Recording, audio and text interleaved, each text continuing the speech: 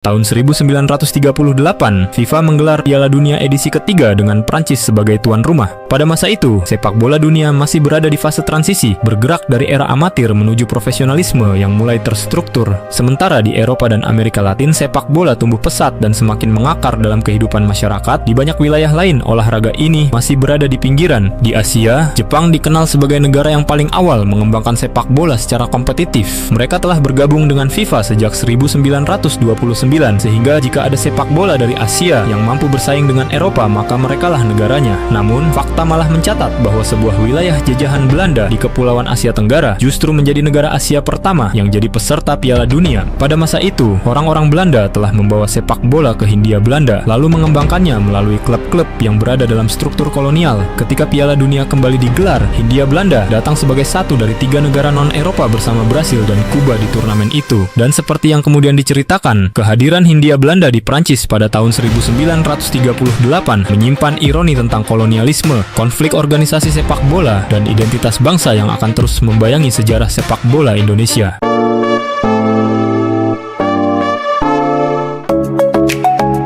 Mengingat bahwa Jerman menyerang Polandia pada September 1939 yang praktis memulai Perang Dunia Kedua, maka gambaran tentang Piala Dunia di Prancis tahun 1938 tidak bisa dilepaskan dari ketegangan politik global yang sudah terasa saat itu. Di Eropa, perang saudara di Spanyol masih berkecamuk, sementara Nazi Jerman baru saja mencaplok Austria. Dalam situasi seperti itu, FIFA tetap berpegang pada gagasan bahwa turnamen Piala Dunia harus terus digelar setiap 4 tahun sekali.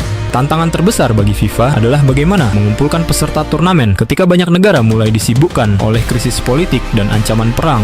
Format kompetisi diputuskan tetap menggunakan sistem gugur langsung seperti edisi sebelumnya. Artinya, turnamen membutuhkan 16 negara peserta sejak babak pertama. Dalam struktur ini, Prancis otomatis tampil sebagai tuan rumah, sementara Italia juga langsung masuk ke putaran final sebagai juara bertahan yang sekaligus menandai sebuah kebijakan baru terkait pemberian tiket otomatis kepada pemegang gelar. Sebagian besar tempat kemudian diperebutkan oleh negara-negara Eropa melalui serangkaian pertandingan kualifikasi. Sistemnya belum seragam seperti era modern. Ada yang dimainkan dalam grup kecil, ada pula yang hanya membutuhkan satu pertandingan penentu. Dari proses tersebut, muncul sejumlah negara yang berhasil mengamankan tempat di Prancis, termasuk Hungaria, Cekoslowakia, Swiss, Belanda, Belgia, Norwegia, Polandia, Swedia, dan Rumania. Situasi lebih rumit bagi Spanyol, Jerman, dan Austria. Ketiganya sama-sama lolos dari kualifikasi, namun Spanyol mengundurkan diri karena kecamuk perang saudara dalam negeri. Jerman menganeksasi Austria dalam peristiwa Anschluss pada Maret 1938 sehingga Austria terpaksa mundur setelah kehilangan eksistensi politik.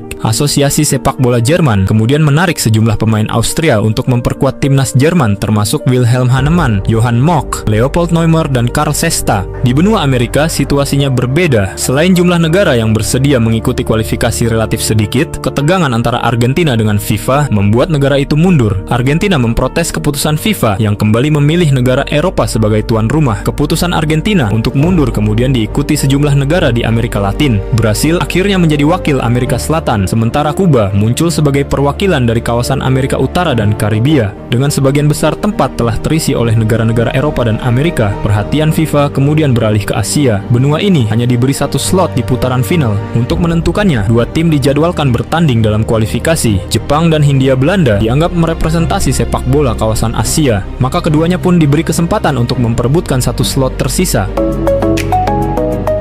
Sebelum laga kualifikasi melawan Jepang, kita perlu mundur ke belakang untuk mengetahui beberapa fakta historis terkait sepak bola di Hindia Belanda. Pertama, sepak bola dibawa ke wilayah yang kini menjadi Indonesia oleh orang-orang Belanda pada akhir abad ke-19, sekitar tahun 1890-an, yakni pada masa kolonial Dutch East Indies. Awalnya permainan ini dimainkan di antara kompeni Belanda sendiri. Seiring waktu, Inlander mulai dilibatkan sehingga muncul kelompok-kelompok amatir di sejumlah wilayah, khususnya Batavia, Bandung, dan Surabaya. Kedua, awal 1900-an, sepak bola di Hindia Belanda sudah cukup berkembang sehingga Belanda menjadikannya sebagai alat politik. Nederlands Indische Voetbalbond pun dibentuk pada 1919 sebagai federasi sepak bola pertama di Hindia Belanda. NIVB kemudian berganti nama menjadi Nederlands Indische Voetbal Unie atau NIVU pada 1935. Ketiga, kaum pribumi terpelajar menyadari politik yang kental di dalam organisasi sepak bola bentukan Belanda sehingga mereka menolak untuk tunduk di bawah naungannya. Maka lahirlah sebuah organisasi sepak bola lokal dan diberi nama Persatuan Sepak Raga Seluruh Indonesia atau PSSI yang diprakarsai oleh seorang insinyur muda bernama Suratin Sosrosugondo pada tahun 1930. Keempat, Belanda tidak mengakui organisasi sepak bola yang didirikan oleh Inlander. Demikian pula, kaum pribumi tidak ingin berada dalam federasi milik company. Ketegangan antara kedua kubu berimbas pada pemilihan timnas Hindia Belanda yang akan berangkat ke Prancis nantinya. Kelima, FIFA tidak mengakui PSSI dan melihat NIFU sebagai wadah sepak bola resmi Hindia Belanda sehingga PSSI tidak terdaftar di dalam keanggotaan FIFA. PSSI baru terdaftar sebagai anggota FIFA pada tahun 1952 dan berganti nama menjadi Persatuan Sepak Bola Seluruh Indonesia. Dalam situasi seperti ini, maka dapat dipastikan bahwa tim yang dibentuk oleh NIFU menuju Piala Dunia ketiga pada tahun 1938 berisikan pemain yang bermain di klub dalam struktur kolonial, dan begitu pula para pemain yang dipersiapkan sebelumnya untuk melawan Jepang di laga penentuan adalah pemain-pemain yang ditunjuk oleh organisasi Belanda. Hindia Belanda dan Jepang berada dalam kualifikasi grup 12, sementara pertandingan antara keduanya dijadwalkan berlangsung pada tanggal 25 Januari 1938. Awalnya, laga ini direncanakan digelar di Shanghai, namun karena situasi keamanan tidak kondusif, lokasi pertandingan kemudian dipindahkan ke Saigon. Jepang pada waktu itu telah masuk ke dalam konflik di kawasan Asia Timur setelah setahun sebelumnya pecah perang besar melawan Tiongkok yang dikenal sebagai Second Sino-Japanese War. Pertempuran bahkan sempat terjadi di Shanghai, membuat rencana pertandingan sepak bola internasional di kawasan itu menjadi sulit dilaksanakan. Menjelang tanggal pertandingan, intensitas perang yang semakin meningkat memaksa Jepang untuk memprioritaskan situasi militernya. Pada akhirnya, Jepang memutuskan mengundurkan diri dari pertandingan kualifikasi tersebut. Dengan mundurnya Jepang, Hindia Belanda seharusnya langsung mendapatkan tiket ke Prancis. Namun, FIFA berpandangan lain dan segera berimprovisasi. Hindia Belanda diharuskan bertanding melawan salah satu negara di grup 11. Lewat undian, Amerika Serikat terpilih sebagai lawannya. Pertandingan pun dijadwalkan akan berlangsung pada 29 Mei 1938 di Rotterdam. Akan tetapi, Amerika Serikat memutuskan mundur tidak lama kemudian sehingga FIFA langsung meloloskan Hindia Belanda tanpa memainkan satupun laga kualifikasi.